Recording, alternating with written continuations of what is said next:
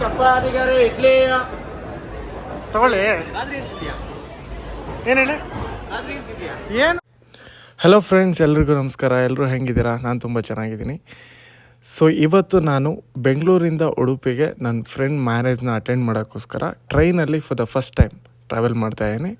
So ಹೆಂಗಿರುತ್ತೆ ಪಯಣ ನೋಡೋಣ ಬನ್ನಿ.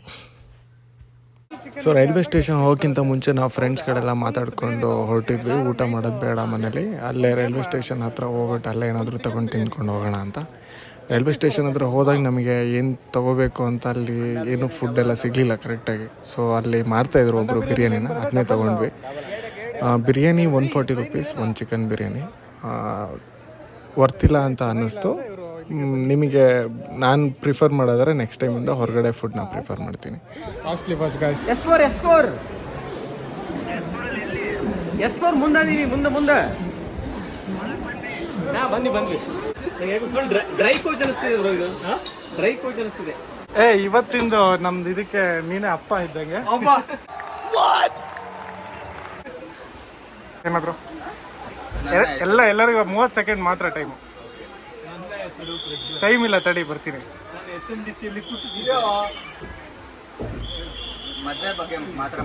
ಅಷ್ಟೇ ಕೊನೆಗೆ ಅವನ ಬಗ್ಗೆ ಹೇಳಕ್ ಬಿಡ್ಲೇ ಇಲ್ಲ.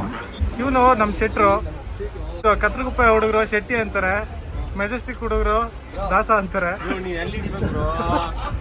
ಇವನ್ ಬಿಡಿ, ಇವನ್ ಯಾವಾಗ್ಲೂ ಪುಂಡಿ. ಗಾಯ್ಸ್, ಬೇಕು ಅಂತ ಬೈಸಲ್ಲಿ ದೊಡ್ಡದು ಮಾಡ್ತೀಯಾನೆ. ಸೊ ಯಾಕಂದ್ರೆ ಒಂದು ಸುಮಾರು ದಿವಸದಿಂದ ಜಿಮ್ಮಿಗೆ ಹೋಗ್ತಾನೆ.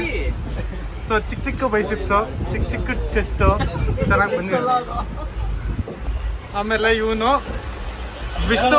ವಿಷ್ಣು ಅಂತ ನಮಗೆಲ್ಲ ಅನ್ನ ಹಾಕ್ತಿರೋ ದಣಿ.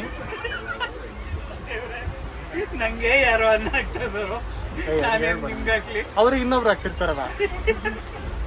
ಫೈನಲ್ ಆಗಿ ನೀನ್ ಕೌಂಟರ್ ಕೊಡ್ಬೇಕು, ಅವ್ನು ಕೇಳ್ಬೇಕು. ಬಸ್ಸು ಅಲಿಯಾಸ್ ದೇವ್ರು ಏನಿಲ್ಲ.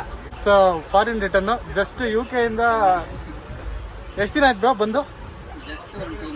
ಜಸ್ಟ್ 2 ಮಂತ್ಸ್ ಆಗಿದೆ. ಸೊ ಲಕ್ಷ ಕೋಟಿನೆಲ್ಲ ಹಾಗೆ ಹರಿದು ಹಂಚಿದ್ದಾರೆ ಅಲ್ಲಿ UK-ಲಿಂದ. ಸೊ ಇವಾಗ ಸಿಂಪಲ್ ಜೀವನ ಮಾಡೋಣ ಅಂತ ಇಂಡಿಯಾಗೆ ಬಂದಿದ್ದಾರೆ.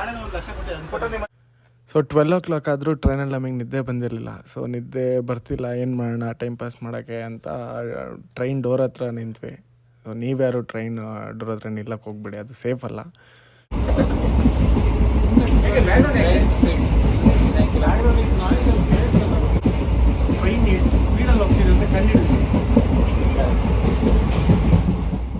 ಸೊ ಹೆಂಗೋ ಕಷ್ಟಪಟ್ಟು ಹಾಗೆ ಮಲಗಿದ್ವಿ. ಸೊ ಬೆಳಗ್ಗೆ ನನಗೆ ಬೇಗ ಎಚ್ಚರ ಆಯಿತು. ನೋಡಿದ್ರೆ ಬೆಳಕಾಗಿತ್ತು. ಕುಕ್ಕೆ ಸುಬ್ರಹ್ಮಣ್ಯ ಹತ್ರ ರೀಚ್ ಆಗಿದ್ವಿ. ಗುಡ್ ಮಾರ್ನಿಂಗ್ ಹೇಳ್ಬಿಡು.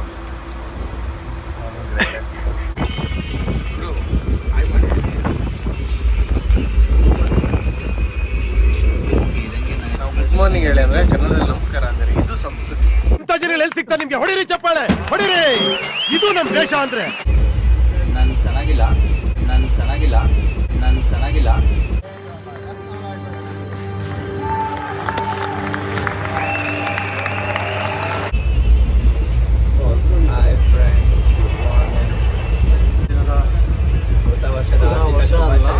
ಸಿಂಧು ಮದುವೆ ಹಾರ್ದಿಕ ಆಹ್ವಾನಗಳು.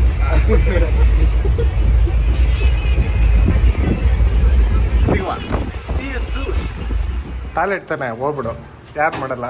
ಅದಕ್ಕೆ ನಾಚಿಕೆ ಯಾಕೆ? ಬಾತ್ರೂಮ್ ಹಂಗೆ ಅದ್ರ ಮೇನ್ ತೋರಿಸೋಣ. ಬೆವತ್ತು ಬೇವಿನ ಸೊಪ್ಪಾಗಿದ್ದೀನಿ. Okay bro, how are you feeling good? Feeling good ಅಂದರೆ ಇದು ತೋರಿಸಿದ್ರೆ ಸಾಕು. ಬೆವತಿರೋದು ನೋಡಿ ಚಡ್ಡಿ ಹರಿದ್ರಿಂದ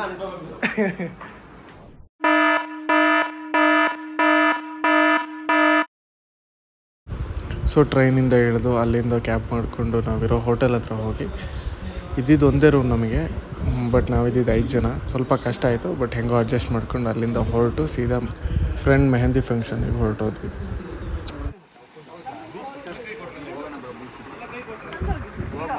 Sindhu hi. Congrats. Thank you. Thanks guys, ಸ್ವಲ್ಪ ನಾಚಿಕೆ ಆಗ್ತೀಯಳೆ.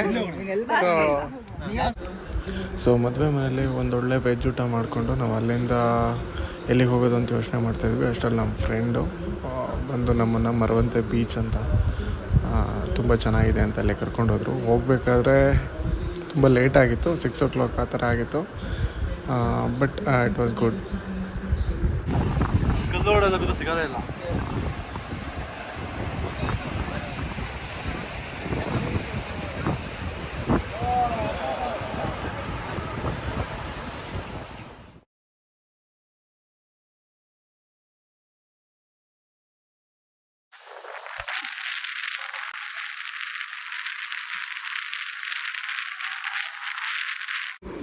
ಬೀಚ್ ಮುಗಿಸ್ಕೊಂಡು ವಾಪಸ್ ಬರಬೇಕಾದ್ರೆ ತುಂಬ ನೈಟ್ ಆಗಿತ್ತು, ಹೊಟ್ಟೆ ಬೇರೆ ಹಸ್ತಿತ್ತು. ಸೊ ನಮ್ಮ ಫ್ರೆಂಡು ಅಲ್ಲಿಂದ ಮಟನ್ ಮಂದಿ ಅಂತ ಒಂದು ಕಡೆ ಚೆನ್ನಾಗಿ ಸಿಗುತ್ತೆ ಅಂತ ಕರ್ಕೊಂಡು ಹೋದ್ವಿ.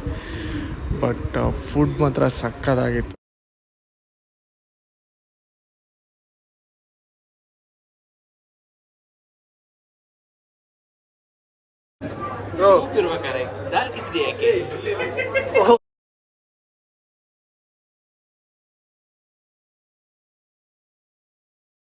ಸೊ ನೆಕ್ಸ್ಟ್ ದಿನ ಮಾರ್ನಿಂಗ್ ಅರೌಂಡ್ 11 o'clock ಅಷ್ಟೊತ್ತಿಗೆ ಮುಹೂರ್ತ ಇತ್ತು. ಸೊ ನಾವೆಲ್ಲ ಹೊರಟು ಸೀದಾ ಮದುವೆ ಮಂಟಪಕ್ಕೆ ಹೋದ್ವಿ. ಅಷ್ಟೊತ್ತಿಗಾಗಲೇ ಹುಡುಗ ಹುಡುಗಿನ ಕರೆಸ್ಬಿಟ್ಟಿದ್ರು.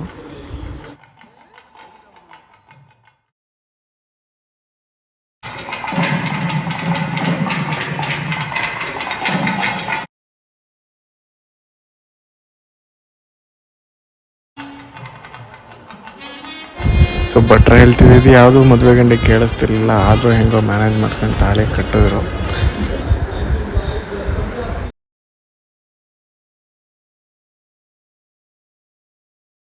ಸೊ ಅಲ್ಲಿಂದ ಸೀದಾ ಮದುವೆ ಮುಗಿಸ್ಕೊಂಡು ಹೊಟ್ಟೆ ಹಸಿತಿತ್ತು ಅಂತ ಸೀದಾ ಕೆಳಗಡೆ ಹೋಗಿ ಕೂತ್ವಿ. ಒಳ್ಳೆ ಒಂದು ವೆಜ್ ಊಟ ಆಯಿತು.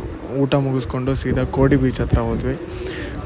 ಬೀಚ್ ತುಂಬ ಚೆನ್ನಾಗಿತ್ತು, ಬಟ್ ಮಧ್ಯಾಹ್ನ ಆಗಿದ್ದರಿಂದ ತುಂಬ ಸೆಕೆ ಇತ್ತು. ಅಲ್ಲಿಂದ ಮತ್ತೆ ನಾವು ಅದೇ ದಿನ ನೈಟ್ ರಿಸೆಪ್ಷನ್ ಇದ್ದಿದ್ದರಿಂದ ಮತ್ತೆ ವಾಪಸ್ ಹೋದ್ವಿ. ಒಳ್ಳೆ ಒಂದು ನೈಟು ನಾನ್ ವೆಜ್ ಊಟ ಇತ್ತು. ಇಬ್ಬರು ಫ್ರೆಂಡ್ಸ್ ಮಾತ್ರ ನಾನ್ ವೆಜ್ ತಿನ್ನಲಿಲ್ಲ, ವೆಜ್ಜು. ಅದಾದಮೇಲೆ ನಂತರ ಮತ್ತೆ ಇನ್ನೊಂದು ಮದುವೆ ಅಟೆಂಡ್ ಮಾಡಬೇಕು ಅಂತ ಸೀದಾ ತಿರುಪತಿಗೆ ಹೊರಟ್ವಿ.